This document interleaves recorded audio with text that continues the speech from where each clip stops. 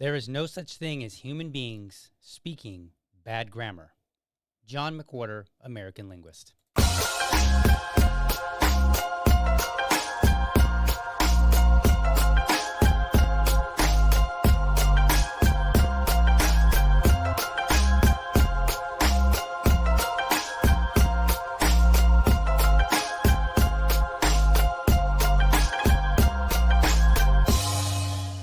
Hey everyone, I guess I was having a case of the Mondays today. So apparently on Facebook, the feed was muted. So the entire show, you couldn't hear anything. So that's no good. And then on YouTube, for whatever reason, the stream did not connect from Rumble. So both of those are getting uploaded. I apologize for not having the stream this morning. I will get it right tomorrow. Thanks. All right. Good morning and welcome to another episode of the Liberty Dad Podcast, a discussion on politics and culture. I'm your host, DL, America's most objective libertarian. If you're tuning in live, thank you so much for giving me your time so early. All right, folks, we are back at it. Man, it was a long weekend for me. I don't know about you guys, but man, like Saturday was rough on me. And then yesterday, by the time like 8:30 rolled around, Dad was like dead. Saturday was long. Then I got up Sunday and I had to do the yard, because Dad's got to do the yard. Well, mostly it's my way to get out and get some sweat equity in, exercise kind of by doing a lot of physical labor. So I spent like 4 hours in the yard. It was pretty rough. Anyway, what do we got going on? Tonight, because things don't slow down around here, tonight I will be checking out Mark Kay, who's running for Congress. He's actually running for Congress in my district, so that's awesome. He's having, I believe it's, he's calling this his campaign kickoff. So he's having an event tonight here locally.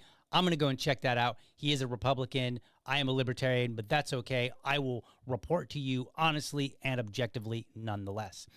So look forward to hearing, some of my thoughts on that, and I'm working on getting him on the show. He was on the show previously for an episode of Dad Talk. Now, Dad Talk is where I bring dads on, and I don't argue with the dads, right? Like, it's to elevate dad voices. However, bringing him on as a candidate's another story. So if I hear something I don't like, I'll push back, whatever. Now, I'm generally pretty friendly. I don't do hostile interviews, but I may make it tough. We'll see. So look forward to that. Speaking of candidates, next Sunday, I will be interviewing Leighton Radner. I believe I'm saying his name correctly. He is out of Alaska. He is a libertarian. He is running for mayor. And because he's in Alaska, it's like a 4-hour time difference. And so we were working out like when we could do this. Turns out Sunday is the best day. And remind me to thank him, because initially we were trying to do it yesterday. And the problem I ran into is because of the first week of school, I am easily thrown off of any schedule, any semblance of a schedule that I have. So I got thrown off this week because of, my son going back to school. But as we get settled into it, things should be just fine. And actually, I'll be able to even to do a little bit more, because I won't have the little guy like, Dad, Dad, Dad, Dad, Dad. On the other hand, it'll be somewhat more stressful because he has homework now for which I will be assisting him. By the way, I want to point out there was an article. I'll be talking about it. I don't know. Will I talk about it tomorrow? Perhaps either tomorrow or Thursday. We'll see. But there was an article from, where did I see it? I don't remember where I saw it now, but it basically was saying like Gen Z does not read to their children.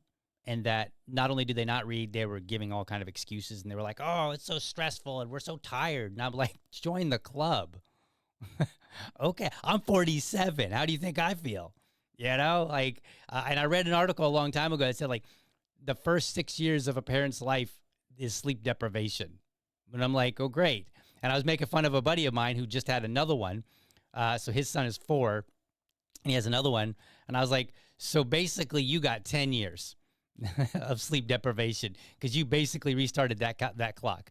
But anyway, we're going to talk about that and why I believe it's bad parenting and why I need that Gen Z needs a kick in the butt. So look forward to that. Today, However, we are going to talk about this new ordinance in Gloucester. Every time I see the word, I want to like pronounce it differently. It's spelled Gloucester, and I want to. I instinctively look at it and I just want to say Gloucester, which is like not even. It's not. It wouldn't even be pronounced that way if you're just looking at it trying to follow standard pronunciation guidelines. But it's Gloucester. That E is kind of like almost silent there. But they have a new ordinance. And let me tell you, I kind of support this, at least in spirit, to some degree, but I have some changes that I would make, some things that I disagree with. So let's dig in here, and let's see what's this all about. A new controversial law in a New Jersey suburb will now put parents in jail for their children's behavior. It's called the Minors and Parent Responsibility Act. The ordinance is the result of a massive brawl last year among roughly 500 teens during a drone show. News agent Rich McHugh joins us live. So, Rich, what more can you tell us about this new law? Hi, Nicole. So keep your children in control or face the consequences. That's ultimately the message from one township in New Jersey, Gloucester Township in southern New Jersey. Parents, if they don't prevent their kids from breaking the law, they could essentially face fines up to $2,000 and jail time up to 90 days in jail. Some parents are outraged, say this sets a dangerous precedent. You know, thanks to cell phones and YouTube, we're seeing more scenes like this play out across the country. It's what Gloucester, New Jersey found itself dealing with last summer when more than 500 teens arrived at a city party, started a brawl, and needed over 100 police to calm the situation. The mayor of Gloucester, addressing this recently, says he may have a solution. We have a juvenile crisis in this country. This is not unique to Gloucester Township, but rather is symptomatic of a larger. I like how he says Gloucester. So like, it's Gloucester, Gloucester. Like, this one's tough, right? So if I make a mistake, I'm just going to blame it on the fact that I don't live there. That's the best I got. I thought, oh man, maybe I'll have an interesting comment. No, I don't. Sorry. Societal juvenile crisis. Now, I'll tell you, I don't have all the answers. But one possible answer is to hold parents accountable for their children. All right. So now we're getting into interesting territory, right? Because ultimately you might think, well, DL, that's a problem because you're basically saying this person did a thing and we're going to hold somebody who did not do that accountable, right? And as a rule of thumb, I oppose that. But we'll get into that. We'll see why I actually, in this particular case, I don't entirely disagree with this legislation. So that new law that they passed is called Minors and Parent Responsibility. It says that parents will be held responsible for and will be held accountable for public disturbances caused by their child. The new law even suggests they could go to jail. Some parents are outraged. This is Alex Bauer. She is with the group Moms for Liberty. Blaming parents for what a child does. They are their own person, right? 16, 17 years old. Sure, their brain's not fully formed yet, but if they are getting the correct guidance, they should be making the right decisions. And they know the difference between right and wrong. And if they choose to do something wrong, that child should be held accountable for it, not the parent. The Gloucester police say in a statement. He said it again, Gloucester. I'm telling you, this name is just befuddling everybody. Ordinance hold parents, legal guardians, and anyone responsible for a minor accountable for public disturbances caused by a child. It covers 28 crimes ranging from felonies to chronic truancy. Many are straightforward: felonies, muggings, assaults, sale and use of narcotics, and public indecency. But some of the crimes on the list are murky, open to interpretation, including immorality and knowingly associating with immoral people. I think if we start this, what is it going to open up? What else are we going to be at fault for? If a child gets in a car accident, is it my fault? I was at home. Like, it really, New Jersey lacks a lot of common sense, and a lot of the bills and laws that they try to push through lack common sense, and we need to bring that back. Okay, so I will address her comments, Alex from Moms for Liberty. We will address that as we walk through the bill, right? But it is a fair question to ask, like, to what extent, to how, what kind of things will we today put into place, and then later, you know, as we say, well, we should probably add this, and well, what about this? And, you know, those kind of things are something that we should be concerned with. And I think I'm going to address all of them. So let's continue listening. The town says this is for kids that are under 18 and mostly intended for parents whose children are repeat offenders and constantly are ending up in juvenile detention. All right, Rich McHugh, thank you. All right, so quickly here, let me go ahead and address something from the live chat. Unfortunately, yes, my VA lady says, hey, wrong Rumble again. I mean, she didn't quite say it like that. Emphasis is mine. So I did take a look, and it looks like, for whatever reason, it did, I don't know why, it is set to the Liberty Dad Media, which is like the parent. So the way Rumble works, folks, you have a user account, and then you have channels. And so you can actually stream to the user account, or you can stream to the channels. And it's been a while since I've set it up, and I can't remember exactly why you do want a channel instead of just using your user account.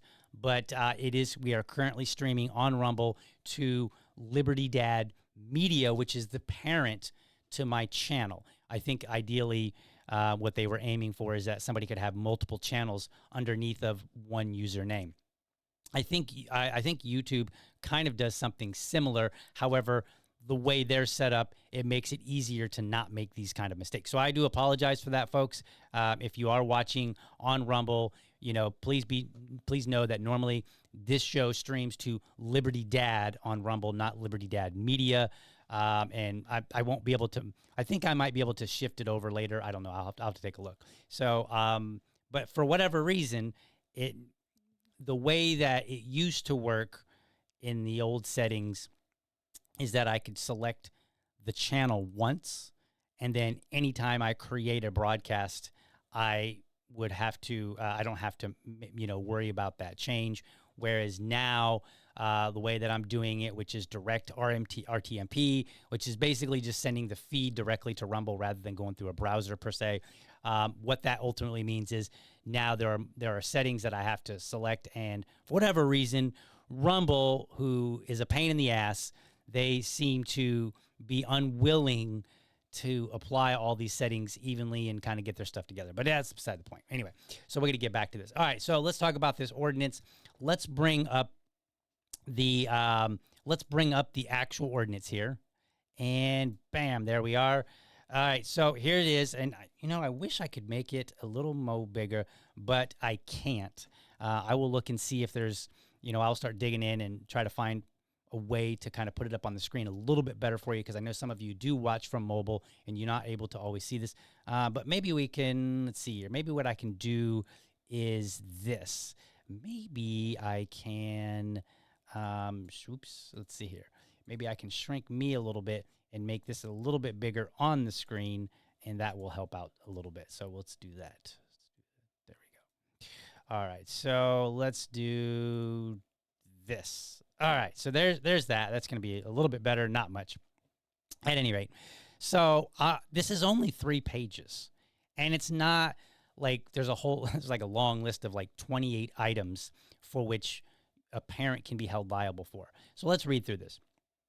Number 1, definitions. Anybody that knows me, you know I love definitions. Okay, a minor is anybody who's under the age of 18. Check. A parent is any natural parent or any adult person over the age of 21 or who's responsible for the care, custody, or control of a minor child. Okay, check. Good with that.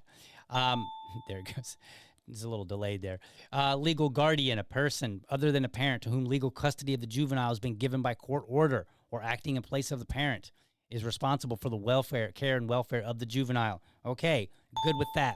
Public place, any place to which the public has access, including but not limited to a public street, road, thoroughfare, sidewalk, bridge, plaza, park, recreation or shopping area, public transportation facility, vehicle used for public transportation, parking lot, or any other public building, structure, or area. Okay, I'm good with that. They're basically saying, like, if it's not your private residence, if it's not your private business, it's basically what they're trying to say.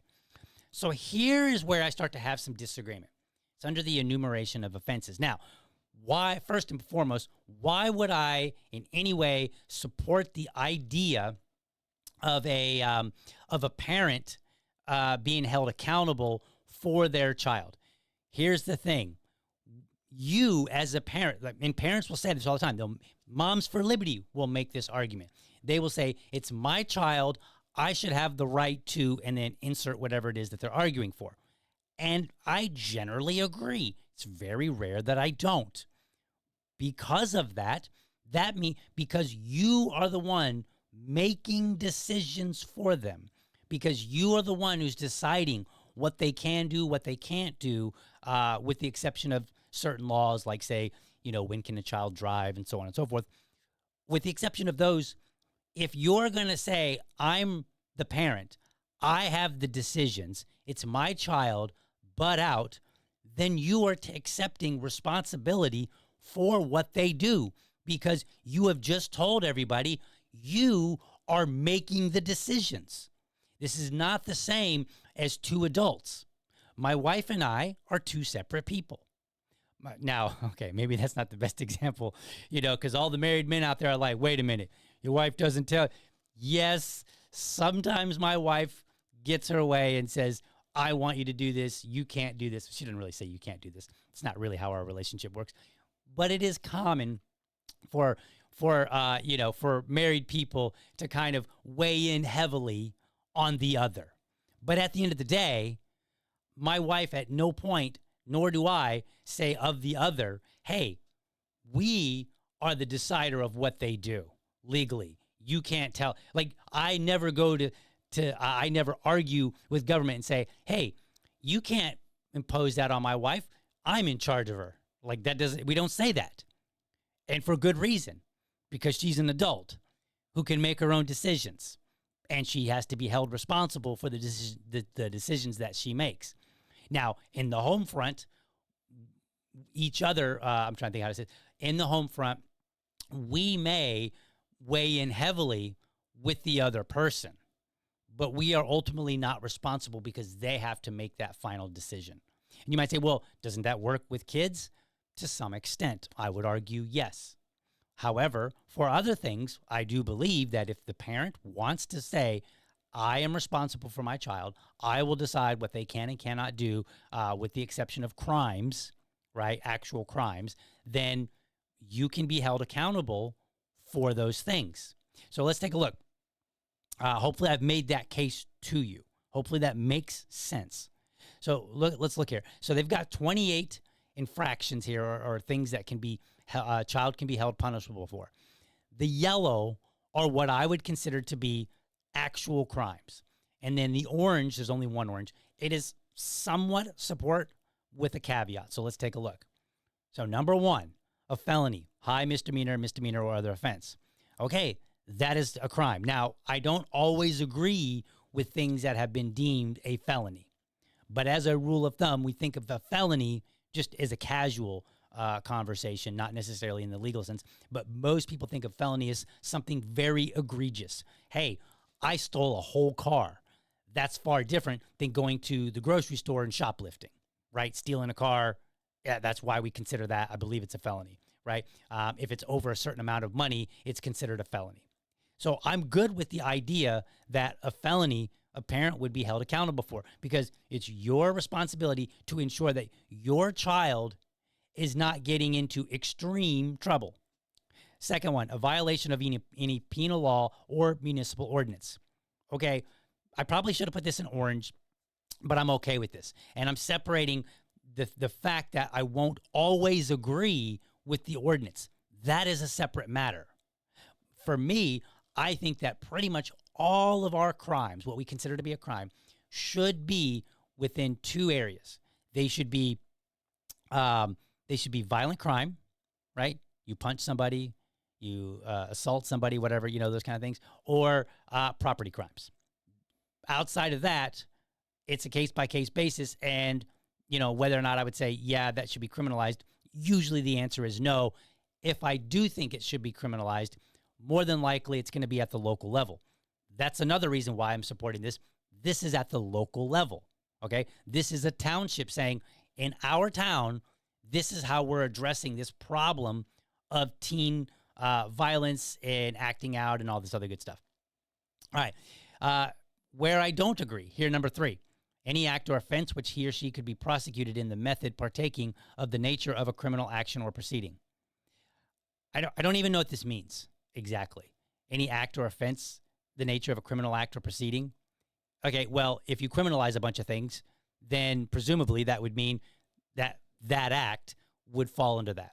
So then number 3 seems to me to be very broad. Like you could almost write number 3 and then just say, hey, if we can punish you criminally, then therefore the parent can be punished. And then all that's necessary after the fact is just to go add a bunch of things to the criminal code. I object to this. I don't like the idea of ambiguity in our legislation. This doesn't specify something very specific. Number 1 and number 2 do. It says, hey, a felony. If it's a felony, the parent can be charged. If it's a violation of municipal ordinance, the parent can be charged. Okay? That's pretty clear cut, right? Now, you could argue and say, well, number 2 and number 3 are kind of similar. But again, I think that number 2 is a bit more specific because it's saying municipal ordinance, penal law. And so then we can go and have a separate debate on what should be in penal law or municipal ordinance. But when you just say, well, if it's a criminal action or proceed, that just is so vague that I'm like, no. So we're not going to accept that. Being a disorderly person. I don't think so. Number 1, this is 4, by the way. First and foremost, let me put it this way. If you're a disorderly person, like I believe if you're just belligerent to an officer, that can be categorized as disorderly. Well, I think teenagers have, especially boys, have a tendency to be a bit disorderly. I don't think that them acting like a teenager, being belligerent, if they're trying to be, if somebody's trying to arrest them and they're kind of, they're, I don't want to say resisting, but, they're not being too cooperative, okay? I don't think that a parent should be held accountable for that because I think these are actions that you might expect from a teenager. So I think we should be a little bit mindful of what we're criminalizing here. Number 5, habitual vagrancy. It's basically homelessness. I think it's kind of weird, like habitual vagrancy. Like, okay, if you're homeless once, it's okay. But if you're 2 or 3 times, that's a habit. And that just seems silly to me. Incorrigibility, which I hadn't even looked that up. I forgot what that meant. Let me. I can't believe I had to look up a word on my own show. Let's see, incorrigibility. Disobedience to reasonable and lawful commands of their parents, guardians, or custodians. Basically, if they're a kid. Like, how many kids at some point are incorrigible? You're like, hey, go mow the lawn. They're like, I don't want to. And you're like, I said go mow the lawn. And then they go in their room and they slam the door. That's incorrigibility. Okay, that's refusing. And if they do that on a regular, that's basically, that's how I read this. I read this like, the parents could be punished for a child that doesn't want to listen. Or if they go to school and they're not listening to the teacher and they're just like, they're wadding up their paper and throwing it on the floor and they're like acting like a fool in class. Well, I don't think you should punish the parents necessarily for that. That we can punish the students for or the kids for in whatever way is appropriate. Immorality. That should go without saying why it shouldn't even belong. What do you mean immorality? What I view as immoral and what you view as immoral will not necessarily be the same. For instance, and I'm not going to use me, but imagine person A says, hey, if you have sex before marriage, that's immoral. And person B might say, I don't think that's a bad thing. And like if 2 17-year-olds, want to experiment, like whatever, right? Okay, well, which immoral should we be working with? So Nope. I'm in immorality. Knowingly associating with thieves or vicious or immoral people. Okay. I don't believe in punishing people for association. If you commit a crime, if you do something wrong, you should be held accountable. It is not a crime to associate with somebody who is of bad character. I have associated with people who have probably stolen stuff. And I've definitely associated with people that some would consider to be immoral. Okay? I should not be held accountable for that. And then even further, this is knowingly associating with thieves or vicious or immoral people. Remember, this is what the child is doing. So if you have a child that's hanging out with a kid that's immoral or a kid that steals, right? Not that your child is stealing. They're just associating with them. After school, they go hang out at the park. The police drive by and they say, hey, I know kid B. He's a repeated thief. And who's this kid A? And then they go and they say, I need to talk to your parents because we might arrest them because the child is associating. Like, this is like guilt by association of an extended degree. So no, this might actually be one of the worst ones on the list. Growing up in idleness or delinquency. We would need further clarification. What do we mean by delinquency? If we mean just, sneaking out at night to go see your boyfriend or your girlfriend, right? Being late to school, which technically would be truancy. But depending on how we're defining delinquency, I may or may not agree. I think of, again, are you committing a crime against somebody, or are you committing a crime, I don't want to say against property, but against somebody's property, right? Like, those are the kind of things that I would say. And in idleness, is like playing too many video games? Is that what we're talking about here? Like, no. So that's a no for me. Knowingly visiting gambling places or patronizing other places or establishments, his or her admission to which constitutes a violation of law. We already have laws on the books for that. The laws say if you are not 21, you are not permitted to be here. And we hold the owner of the establishment accountable and say it is your job to do your best to make sure that somebody who's a minor, like if it's a bar, it's your job to make sure that you are not serving alcohol, or you're not serving at all somebody who is under 21.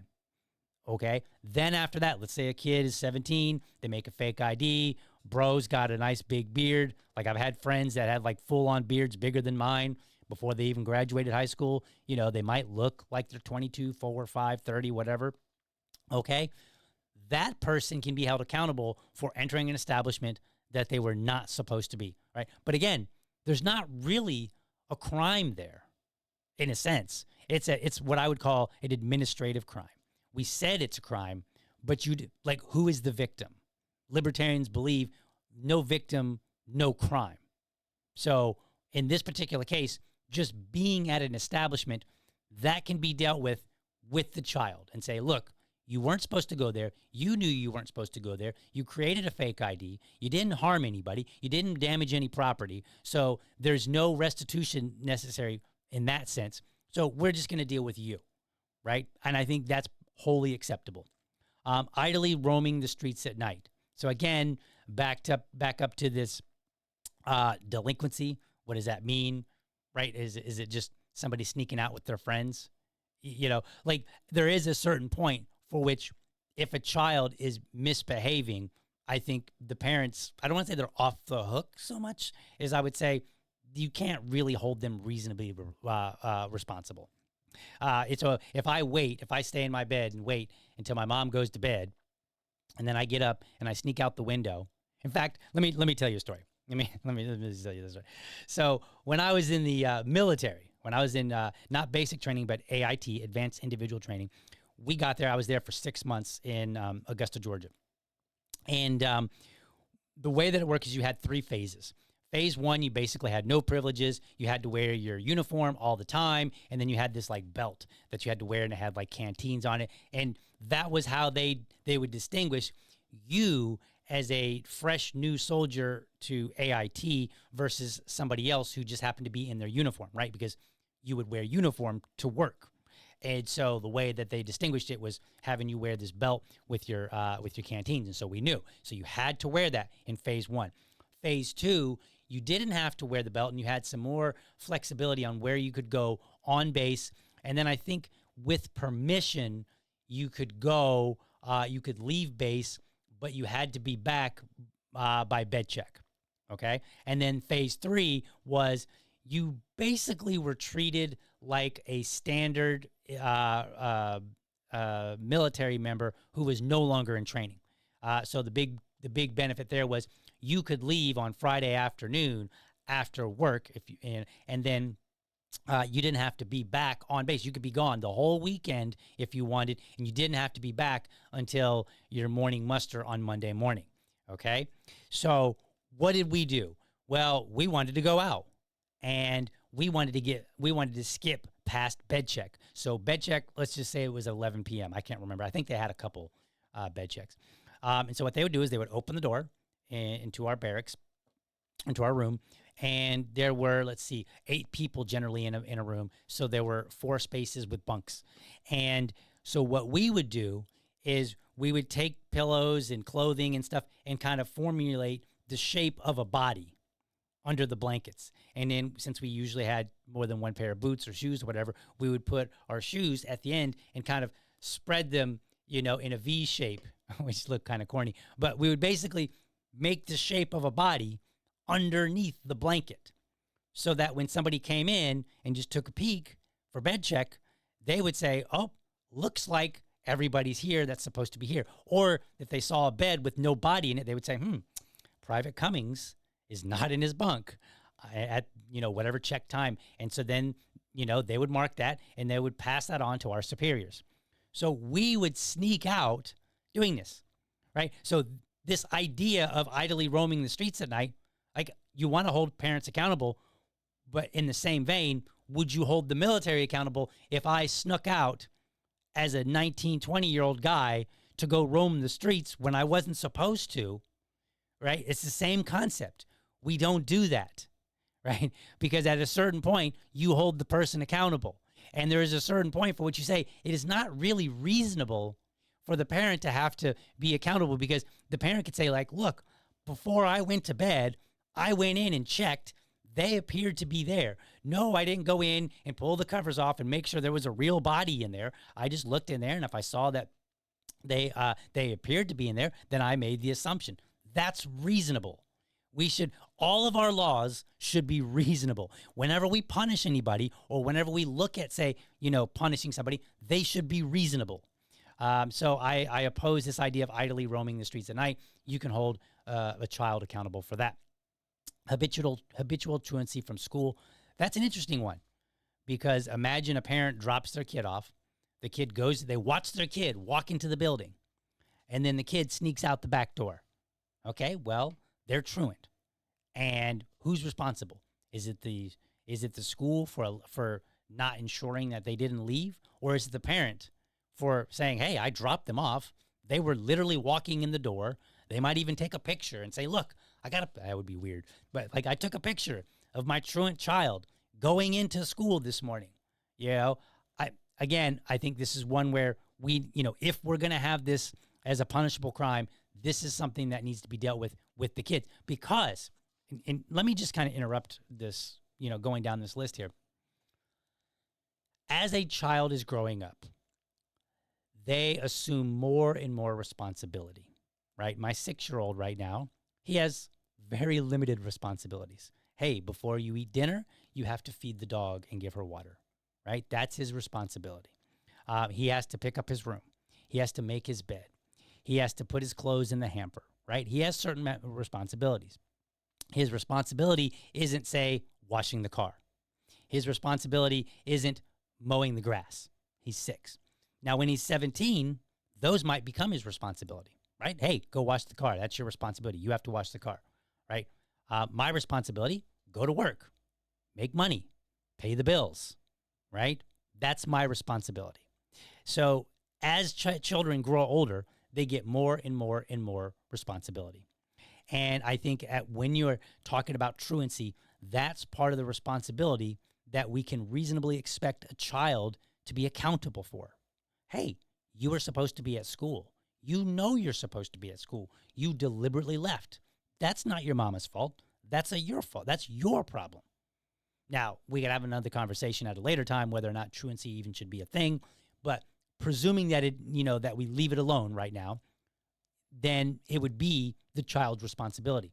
That is a reasonable expectation to say you are responsible for that. Now, ultimately, at the end of the day, a child should be responsible for all of their behavior. I'm just talking about like what kind of things could we also hold the parent accountable for. Deportment endangering the morals, health, and general welfare of said child. That's going to need some clarity. I don't know. Like, again, endangering the morals. If you're opening an OnlyFans for your child who's 16, yeah, sure, I'm good with that one being an immoral issue. But if you're like, hey, you're 16, you can have a sip of wine at dinner with the family inside of our house. Like, some people might see that as immoral. I would say, no, it is not, right? Like a sip of wine, maybe a half a glass, something like that. I know people are going to be like, whoa, wait a minute, bro. Like, look, I think there are certain things for which there's going to be disagreement. Reasonable people can disagree and say, is this immoral? Is this wrong or not? But ultimately, at the end of the day, when it comes to immorality, generally speaking, that is something that falls within the confines of you have one view, I may have another view. This person over here may have yet another view. And so we have to narrow our laws down to what are actual crimes. Where is there a victim? And then we might also have a conversation about, okay, these are what I would consider victimless crimes, administrative crimes. And then we can have a conversation about whether or not any or, should exist. And if they do, which ones.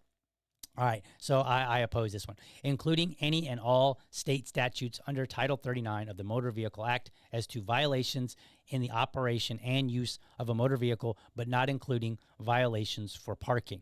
So they're basically saying like this is now applying to kids that are like 16 or 17, when they can get their permit. So I oppose this because, and this addresses the Moms for Liberty. She's like, well, what about when they're driving? Okay. The state, the government has said when you're 16, and maybe 15 in some states, but when you're 16, you can have a driver's license. If the government has said you are responsible to do this thing, we will give you a license, then they are saying you are responsible enough individually to handle this responsibility, which means, yes, you should be exclusively held liable for that. The only time that I might say that I might be willing is if there's restitution involved. And the reason for that, we're going to get into that here more as we get to the yellow ones down the line here. The reason for that is because the state right now limits a 16 or 17-year-old from their ability to earn money. So they're going to have a limitation on how they can earn restitution. So if you put it this way, if you say a 15-year-old is only allowed to work, I don't know, let's say 10 hours a week, and there are certain jobs that are off limits to them, that's going to limit the amount of money that they can make. So then if they go and commit a crime, that's an exceedingly, they go, let's say they get into a wreck and they damage, there's thousands and thousands of dollars worth of damage. Well, after their insurance, after all that's been said and done, okay, they may not be able to afford that payment. And so I think you can make an argument to say the parents have to be willing, if the parents are willing to allow their child to get a license, they are accepting that in this current environment, a child is limited on the restitution that they can pay. And so therefore, as a parent, you are accepting some level of that responsibility, which leads into some of the next ones. So sale and use of narcotics or other drugs. You might say, well, DL, don't you oppose all criminalization of drugs? Yes, I do. What I don't oppose is being accountable if you sell somebody bad drugs, okay? Or if somebody gets harmed for the drugs. This is the same with pharmaceuticals. Pharmaceuticals should be held accountable if they don't divulge the necessary information there, or if CVS sells me bad drugs, right? Presumably CVS is doing what many companies do, which is they test the drugs and say, okay, we're going to ensure that the drugs that we got are what they are, they're in the right bottle, so on and so forth, yada, yada, yada, right? And so there's a level of culpability there. There's also a level of culpability on the manufacturer who produced the drugs. This is why we have things like lot numbers. So for me, I look at it and I say, well, is this a business for which a child who is limited in their capacity to earn can even compensate? Is this something where they can properly inform other people? I have some questions on that. So for now, I'm okay with 15, sale and use of narcotics or other drugs, because I don't believe that a 16 or 17-year-old is fully matured enough to be able to sell somebody a drug, even if we legalize it all, right? Sell somebody a drug and be held liable for it. I think we have to, part of what I believe makes a good society is the fact that people can seek compensation. If you are unable to compensate somebody, right, I don't think that, well, I want to say it that way. Let me think of how I want to say this. I don't want to back myself into a corner where I'm saying like, oh, if you don't have the proper means of compensating somebody, then you can't do business. What I really want to aim for is one's ability, one's maturity to be able to enter into a proper contract. That's what I'm aiming for. And so when you're talking about 16 and 17-year-olds, the question is, can you properly engage in this business? Can you consent in the way that is necessary so that all parties have the ability to make informed consent, and if there's a dispute, it can be reasonably resolved? Okay, this is why, like, so when people say like, oh, should a 6-year-old be able to sell drugs? No, because a 6-year-old cannot consent to the idea of selling a drug and being held accountable for selling said drugs. They can for a lemonade stand, right? Which presumably the bar for accountability is going to be much, much, much, much lower. Okay, you go to the store, you buy a packet of lemonade, you mix it in some water, and then you sell it to somebody for $1. Okay, and if the cup is dirty or whatever, hey, give me my money back. Pretty simple, right? I'm okay with that. We don't need to go and sue a little child into oblivion, right? It's a Kool-Aid stand or a lemonade stand, right? But it's a little different when you get into drugs.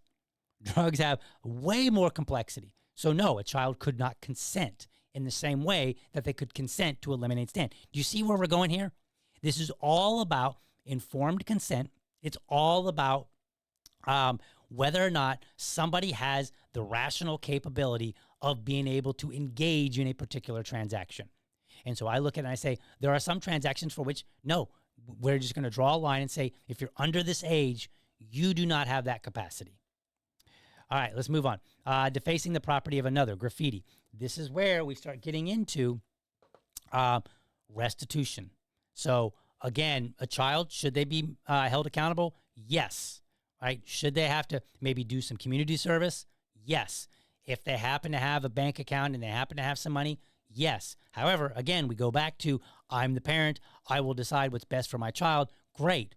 That means when your child starts damaging property, when they start harming people, you have a responsibility. It is your child. You had the say. Remember? So defacing the property of another, graffiti, destroying any property of another, I'm good with. Mugging, assaulting, assaults and battery, those are all victim. Now, again, I'm not taking the child off the hook. They have to be held accountable for their actions, however we deem appropriate, okay? But then you might look at the parent and say, did you not raise your child? The one that you kept insisting was your responsibility. You will decide, did you not raise them to not physically harm another person, okay? And you need to help assist in the restoration to make somebody whole again. So in this particular case, I think this is reasonable. Now, we can have variations, okay? So like, let's say you have a child that's 14 and they get in a fight, a standard, simple schoolyard fight, Okay, we're not talking about something crazy where they're pulling out guns and they're shooting people. We're talking about just a simple schoolyard fight. And the other kid falls down, hits their head, and they go into a coma. Okay, well, I think in that particular case, we would look at it and we would say, okay, it was reasonable that the kids might get into a fight, right? Like we can understand that happens.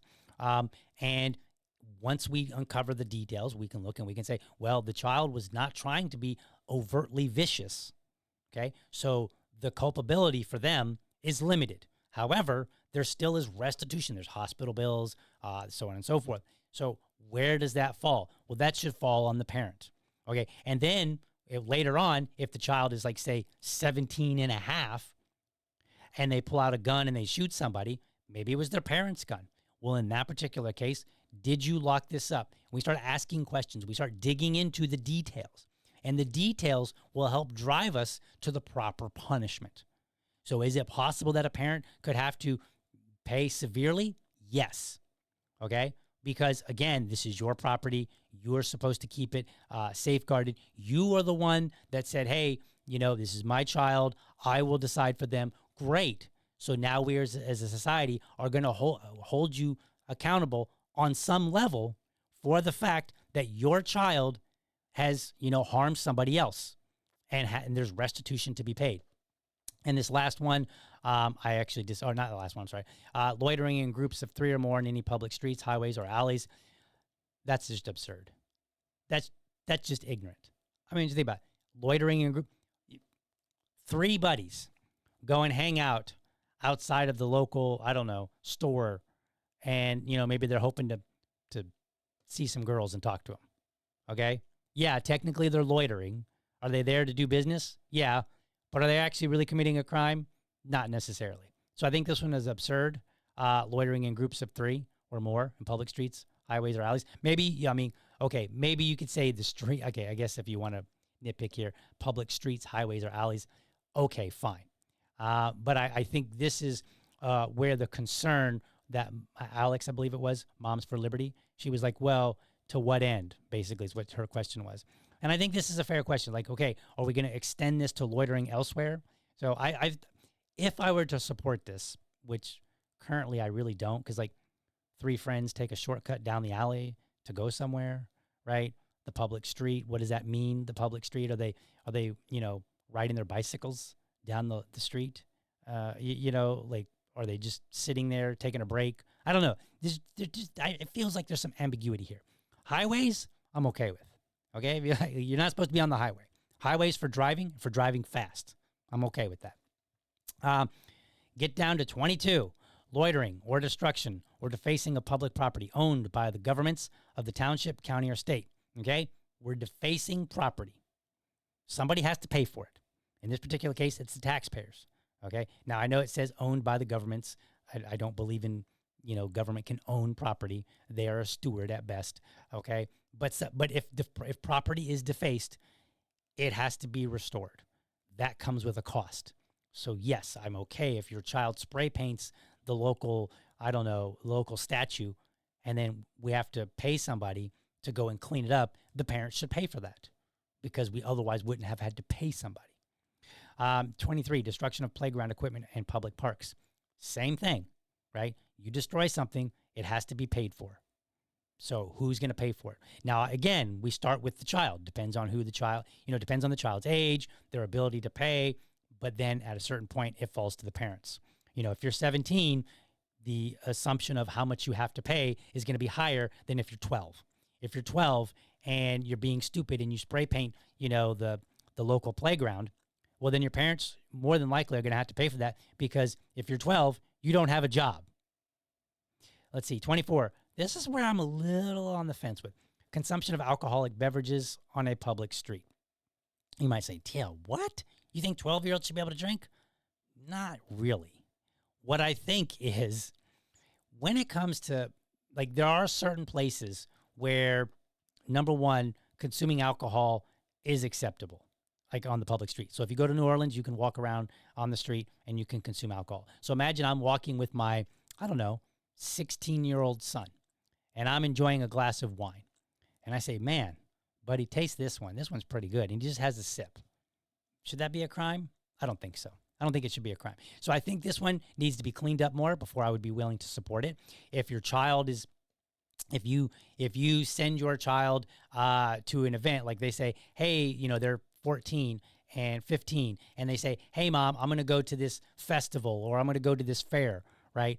And then, one of their friends somehow manages to sneak alcohol and they're drinking it. Do I think the parent should be held accountable for that? No.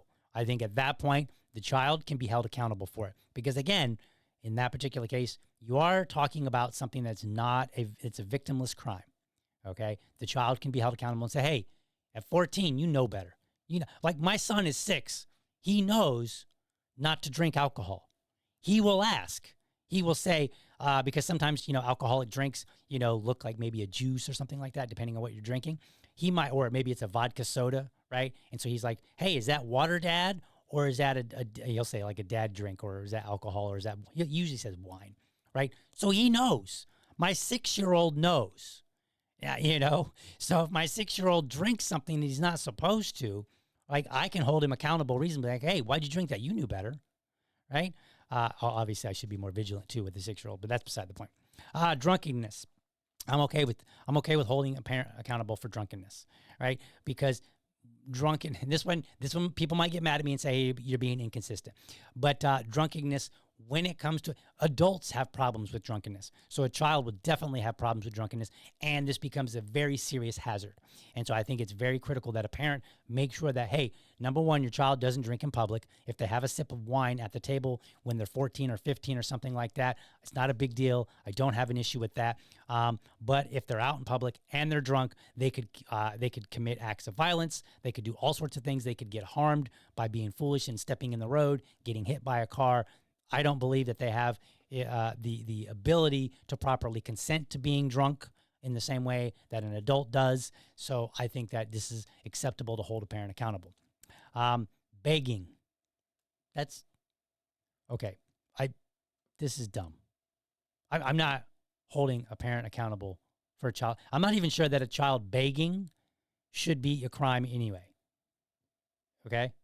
I mean, I guess if you're 6 years old and your parent drops you off on the corner and says, hold this sign and hopefully people will give you money, then in that particular case, sure, right? But if you've got like a 17-year-old, that's like, again, I guess it depends on how begging is defined. Like, what are we talking about here? Are we talking about just asking people for some money? By the way, is there a huge distinction between begging, just sitting on the corner asking for money, and selling stuff for your school? I don't really see it. You're basically trying to get somebody. You might be selling. Okay, fine.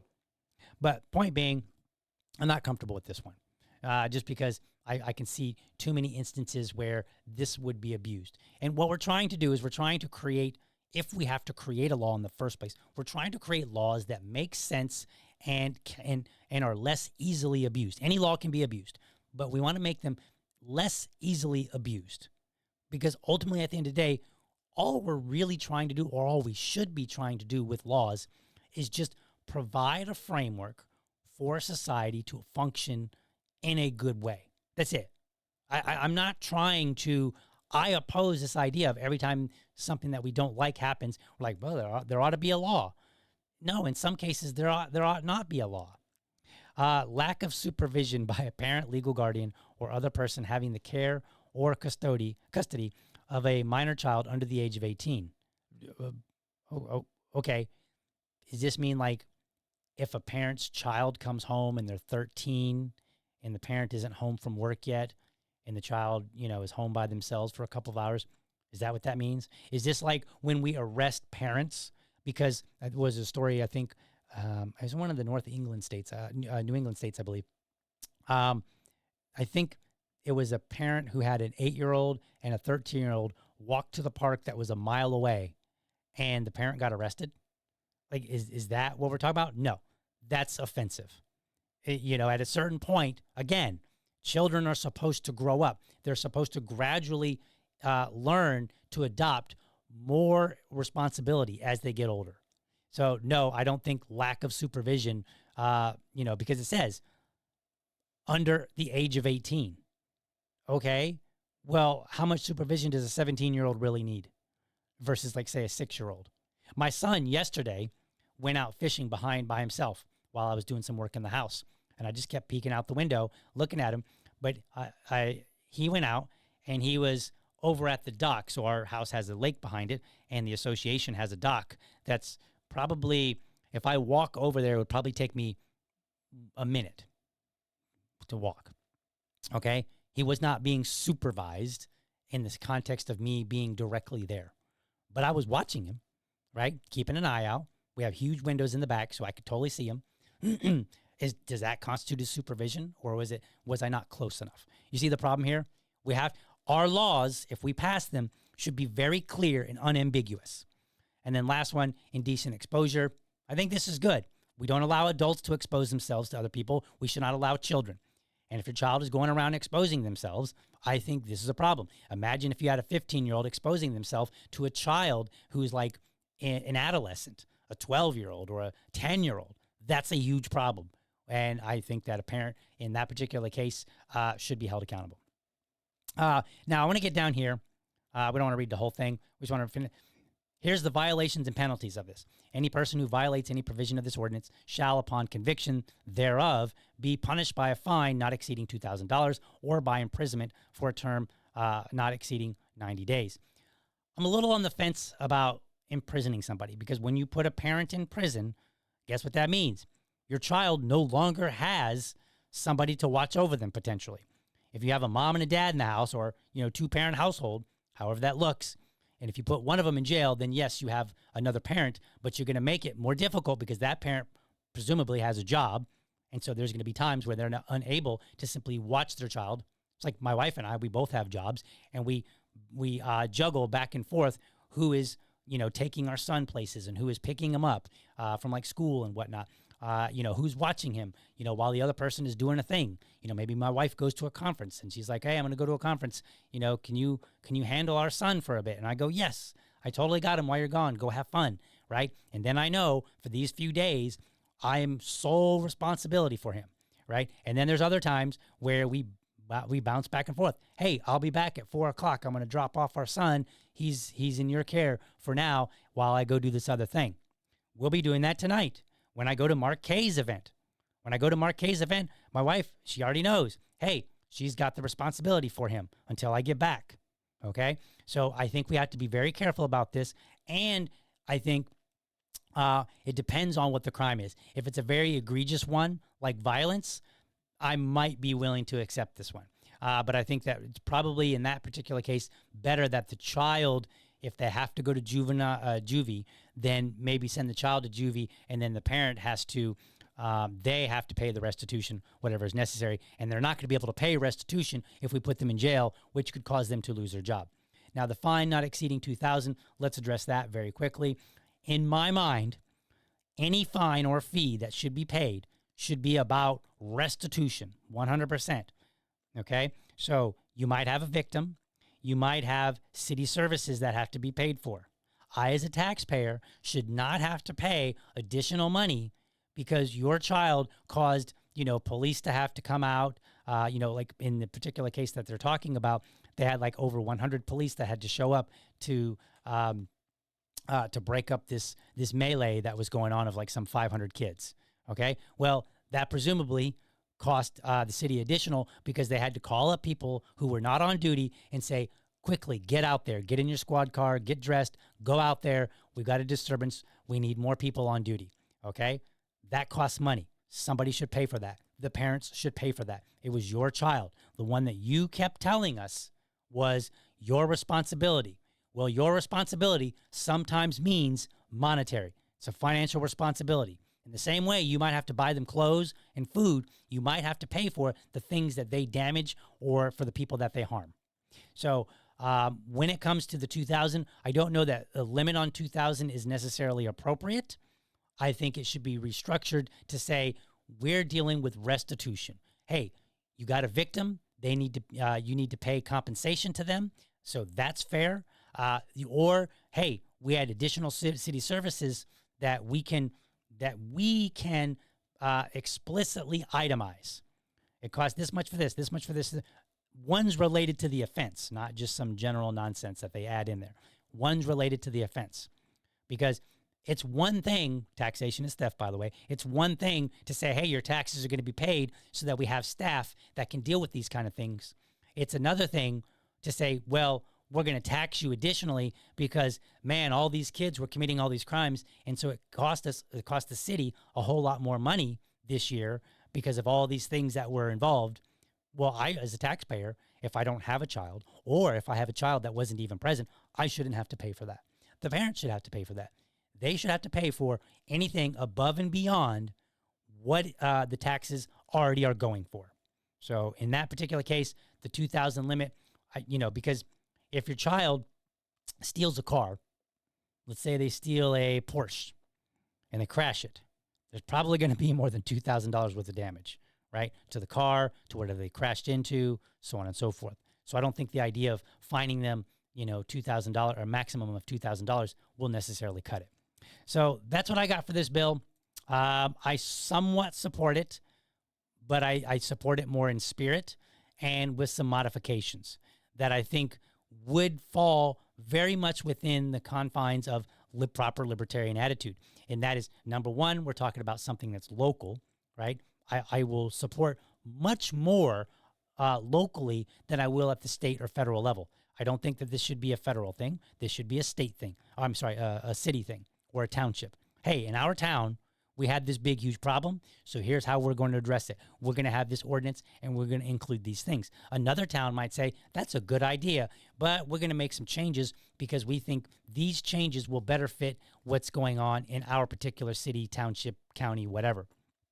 So I think that fits very well. Again, I am not somebody who objects entirely to government. I am a minarchist, if you will, which is not an anarchist. My anarchist peers, they can object to the law entirely if they want, and they can make their own arguments for in favor or opposing it. So there you go, folks. Let's see. I'm not seeing any comments here. Let's see. I'm just double check, make sure. So, all right. So I guess the black screen on Rumble is what that Liberty Lady is saying over on social media. So apologies for that. All right. We're going to have a little bit of fun when we come back from intermission. So this will be very interesting. We'll be back shortly. The day I got cited, I was blindsided. I couldn't believe that I was in America. I left a place where the stuff happens, but not here. Here, this is the land of opportunity. I didn't do anything wrong. I just couldn't believe it. I didn't do anything wrong. You think that you're doing things the right way. You think that you're a law-abiding citizen. And they said I was under arrest for braiding hair, and they took me to jail. They seized a little over $100,000 out of my business account here. Took 13 years to get it and less than 13 seconds, I guess, to take it away. I remember my attorneys telling me, most people don't win against the government.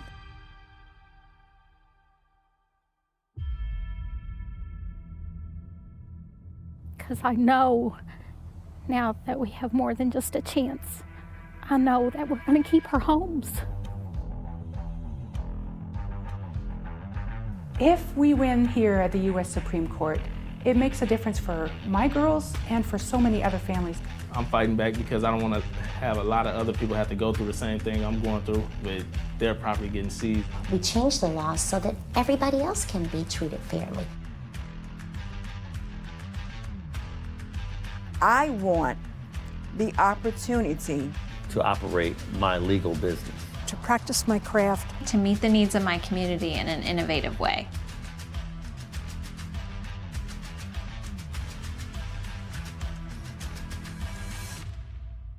And someone has to stand up.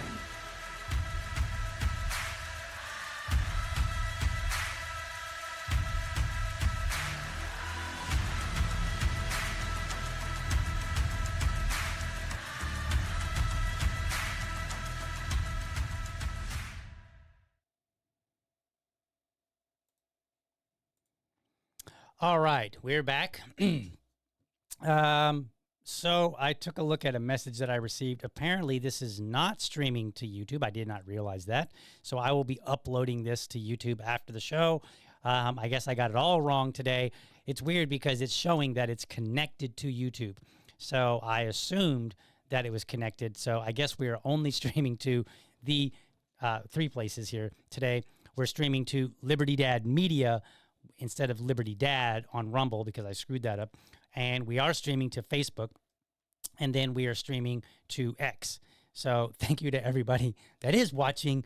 And for you folks out there on YouTube, you will be seeing this later, and that's what's going on. So apologies for that. All right, let's get into this. So I'm gonna start doing this from now on. On my Monday show, I'm gonna do a bill review, and I'm working on kind of narrowing it down so that it's not as long. And then after the intermission, I will do something like tackle a meme, or maybe just something that that maybe doesn't deserve a whole show, something related to the culture. Now, why would I address a meme in the first place? Like, DL, you're just nitpicking.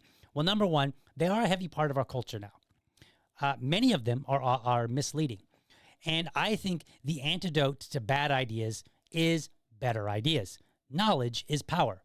And look, you don't create a polite society, so to speak, by returning, let's say, a curse with a curse or an insult with an insult. Sometimes you got to break stuff down. It's Brandolini's Law, right? It's the idea that sometimes a bad idea takes a lot more effort to dispute than it does to put it out there. So that's what we're going to do. And maybe that's what I'll call it. I'll just call it like Brandolini's Law. I don't know. I'm going to work on something clever to call it, for the segment. But I think it's better to mock people intelligently than to mock them foolishly. So let me show you this this cartoon that I saw, and it got people very angry. So let me let's go to boom. There we are.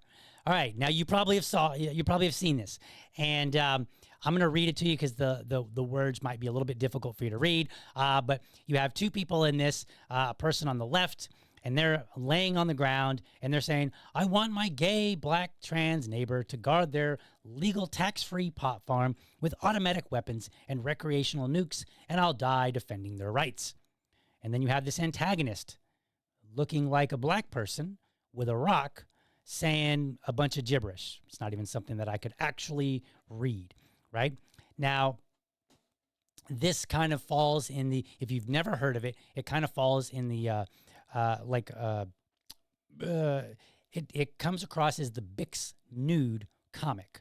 And that's a comic by a cartoonist named A. Wyatt Mann, and it depicts a black man speaking in gibberish, which is kind of what we got going on here. Now, you might think, DL, there's nothing to say about this other than it's just racist. So here's my argument. Very simple argument. And all the time that you have said, that's racist, has anybody ever been like, you know what? You're right. I'll stop being a racist. I'm changing my ways. I'm going to believe like you now. No. Usually people that get called names, they at some point embrace that name. Because many of the times when people call people names like racist, sexist, bigot, and so on and so forth, a lot of times there is no constraint on when to use the word. You just use it on anything. And so in this particular case, I do think there's a racist component to this picture. But I think more importantly, there is an intellectual, there's an ignorance to this. And I mean an intellectual ignorance that we can clearly identify. So rather than resort to calling people racist, we can mock them for being dumb, is how they portray the antagonist in pictures like this. Perhaps even dumber than the antagonist that they're portraying. You heard that correctly. So let's start with the left side. We'll do the easy part first. I already read you the wording. It's basically the non-aggression principle, for which a lot of libertarians will go, the non-aggression principle is not good enough. They'll make their crazy arguments. Let's define it really quickly. The non-aggression principle is a principle of non-aggression. It is a concept that asserts aggression is inherently illegitimate. Aggression is defined as the initiation of physical force against persons or property, the threat of such, or fraud upon persons or their property. The non-aggression principle does not, this is the important part, preclude the use of self-defense up to and including lethal. The fundamental failure here is recognizing the purpose of the non-aggression principle. So let me show another image that actually, a tweet that came out by the Libertarian Party of New Hampshire, which shows this same picture. And they foolishly and ignorantly said the non-aggression principle is for people who can obey the NAP. Don't be suicidal. That's ignorant. Inherent in the non-aggression principle is the fact that someone they literally have violated the restrictions on that, and someone else can initiate force. Like, it doesn't make sense to say it's for people who can obey the NAP. Well, if people obey the NAP, then there's really no need to include any reason for retaliation. I want you to think about that for something. If I say, oh, we got this non-aggression principle, and it's only for people that are going to obey it, then what need do I have to defend myself? Everybody's obeying it, right? What is the non-aggression? Its purpose is to define under what circumstances someone may use aggression against another person, self-defense or defense of another. Otherwise, there's no purpose for it. If you say that it's only for people that can obey the NAP, well, then I have no need for a NAP. It's self-defeating. It's ignorant. The whole purpose of the non-aggression principle is to say, DL, here are the circumstances under which you can use aggression against somebody else. If somebody comes up and punches you in the face or attempts to punch you in the face, you can defend yourself. And depending on the circumstances, you may defend yourself with lethal force. If you're having an argument with somebody, I've used this analogy before. If you're arguing with your wife and she gets mad and she slaps you, you cannot pull out a firearm and shoot her. That is exceeding the amount of force for the situation. Okay? It's disproportionate. Proportional response is embedded in the non-aggression principle. Okay? If my wife comes at me with a knife to try to stab me, yes, I might be able to use, yes, I can use lethal force. My life is now in danger. You see the point? And then when the police come and they go, why did you shoot your wife? I don't really like using this analogy, but my wife would never do that. And I would never, we're not violent, but just bear with me. But if the police were to ask me and say, why did you shoot this person? They were coming at me with a knife. And then when I have a jury of peers and they go, why did he shoot that person? Oh, he was about to be stabbed? Wow. Okay. His life was in danger. Therefore, the aggression that he used was acceptable. It was appropriate. Therefore, the NAP, in this particular case, would say, yes, you were correct in using the aggression. The other person was not. Or let's say that nobody dies. Let's just say that I'm walking with my son down the street and some guy comes up and he grabs my kid and then I beat up the dude. But we don't get down to where it's lethal, right? And I beat up the dude. And then I'm in court and they say, well, why'd you beat up this man? Well, because this man started grabbing all over my kid. So I beat him up. Okay? And they would say, okay, well, if we're going by the non-aggression principle, we would say the man was wrong in grabbing at the child because the child was posing no aggression, no threat to him.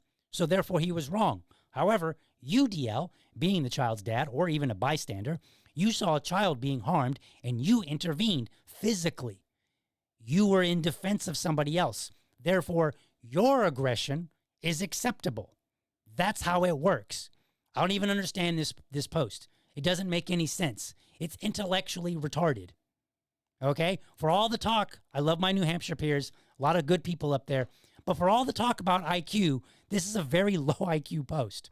So let's go back to this initial one because we're not done making fun. So on the right, now you have this mup doo doo doo dee dee baba whatever, right? You have, again, it's called the Bix nude, right? Which is this idea that black people just speak gibberish, right? It's the slang, black English, Ebonics, right? That's the gist of it, right? Well, turns out that actually isn't so intelligent either. Yeah, it's true. Is it racism? Perhaps, but we can do better. We can do way better than that. So enter John McWhorter. Who is John McWhorter? He's a guy that I first learned about him probably back in the early 2000s. He wrote a book. Let me see if I can get the title of it. It's called Losing the Race, Self-Sabotage in Black America. He is a black man himself. He is also a linguistics professor. So when it comes to the English language, or any language, he seems to be an authority. And my peers up in New Hampshire will, if you watch their accounts, they sure do love intellectual authority. So we're gonna get to the intellectual authority from somebody who is a linguist, somebody who can understand language and kind of help us decipher it. So here's this article that he wrote in The Atlantic. Let me pull it up on the screen here. Let's see here. Oh, I didn't have that set up. Give me just a second. We will clickety-click here and get what we're looking for. Boom. Let's see here. And where did it go? Oh, give me a second here. There we are. There we are. All right. So this is an article titled, let me pull it up on the screen. There we go. All right. So this is called There's Nothing Wrong with Black English, right? Because this is presumably the genesis of the Nick's Bood, right? The idea that black people just speak gibberish because white people are so smart that they can't understand it. But turns out they're quite wrong. So I got a couple things here. So accepting it as an alternate form of the language and not a degraded one requires being open to artists employing it in their work, even if they didn't grow up speaking it. So he goes down. We're going to skip down here to the important parts. We'll zoom in a little bit so that you could read it right along with me. Black English, however, is not a degraded variety of the language. It's an alternate form of English. If a sentence like people be looking at him funny seems unsophisticated because the be isn't conjugated, try wrapping your head around the fact that the be also expresses overtly a nuance that the standard sentence would not, that this looking in question happens on a habitual basis. You wouldn't say people be looking at him funny if it were happening at the moment. Black English jangles with things that we are trained to hear as, quote, slang, but which foreign learners would struggle to master in the same way as they would with pluperfects and subjunctives. Okay? In many other places in the world, people live their intimate lives in varieties of language quite different from the standard, and no one operates under the impression that the vernacular form is, quote, broken. Try telling a Moroccan that his everyday Moroccan or Arabic is, quote, wrong compared to the modern standard Arabic used in the news. He'll tell you that it's a matter of context. The news is the standard. You talk about it in the vernacular. Let's put this in a little bit more simple terms. If you've ever learned a second language, you know that there is formal and informal language. The formal language is what would be considered to be proper grammar. But informal language can be all over the place. Let's go down. He's got a little bit more here to say. The idea that non-black people seeing black people depicted as using their own speech form will think that's the only way black people can talk corresponds better to another time than our own. It assigns a rather brutalist naivete to people who, albeit hardly devoid of subtle racist biases, have come a long way from Jim Crow. Progress happens slowly, but it happens. All right, so let's break this down in simple terms. If I were to say, I be walking to the store, it's effectively the same as me saying, I am walking to the store. It is the phrasing that I use, like as he said, kind of intimately with my peers. It's not standard. It's not what you're going to hear on the news. However, here's the interesting point that John has made in other writings. He has pointed out that you can't just use these phrases nilly-willy anyway, or in any such way that you wish. So if I were to say, I be walking to the store to talk about a future tense, that wouldn't make sense in the quote-unquote Black English. Because even slang has its structure, has its rules. The fact that you are unfamiliar with them is not relevant, other than maybe your own ignorance. We see this in many languages, right? So like somebody might say, well, he brang that cooler with him. Okay? Well, that works for many white Americans, even though it is not standard English. You're not going to hear that on the news. You're not going to see that in writing, right? Another point to make, Jasmine Crockett. Right? A lot of people criticize her because she has that angry black woman vibe, right? Well, I was trying to find it. I couldn't find the videos, but there's a video that kind of puts side by side how she had once spoken a long time ago, where she was talking, with what you might consider to be proper grammar. You might also think of it more as standard grammar, but she was speaking in more standard grammar terms, things that you would hear, you would expect to hear on the news, but not necessarily back on the block or in somebody's home. And then she's kind of shifted now, and she talks in this way that's, kind of broken English or, substandard English or whatever you want to phrase it, right? The black English. But she can do both. She knows how to speak, quote unquote, proper. She knows how to speak just casually. Most everybody does. I'll give you an example in my own life. So I do not speak Indonesian. However, sometimes I will purposely insert words where they don't really belong. So the word mengerti means to understand. And so sometimes I will talk to my son and I will say, mengerti? And he will say, yes. Or sometimes I will use it in an all-out sentence. And I will say, do you mengerti? And he will say, yes. And I'm saying, do you understand? But is that the proper way to use the term? No, it is not. And nobody would accuse me and say, DL, you're speaking gibberish. No, they wouldn't. But if I were to go before my city council, I wouldn't look at them and go, do you mengerti? Because number one, they would have no idea what it means. Number two, it's poor communication, right? There is a time and a place for many things. So the expectation should be that people understand you can speak however you want with your friends, your family, on the block, out on the farm, what have you.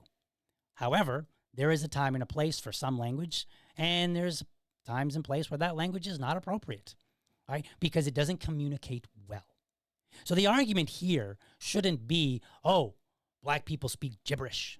We don't understand them. I mean, you could say that, and all it's saying about you is that you don't really understand, that you don't understand that there are rules under which certain phrases and terms are used and rules under which they are not used. You would not say, I be walking to the store to talk about what you did yesterday.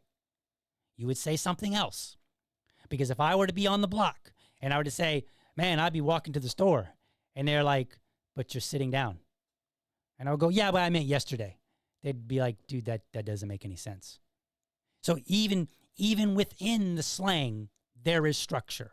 And we see structure again elsewhere in other languages, as John McWhorter points out.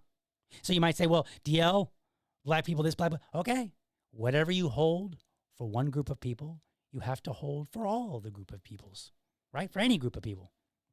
And if you're not willing to do that, then perhaps maybe racist is the right term. However, I think we should laugh at you and say, maybe the fact is you just don't understand how language works. Language changes. Words change meaning.